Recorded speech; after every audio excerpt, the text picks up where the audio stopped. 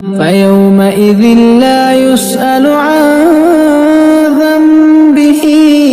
إنس ولا جان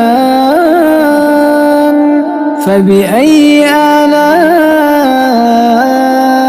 ربكما تكذبان يعرف المجرمون بسيماهم فيؤخذ بالنواصي والأقدام فبأي آلاء ربكما تكذبان هذه جهنم التي يكذب بها المجرمون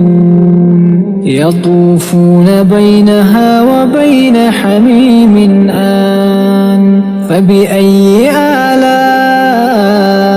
ربكما تكذبان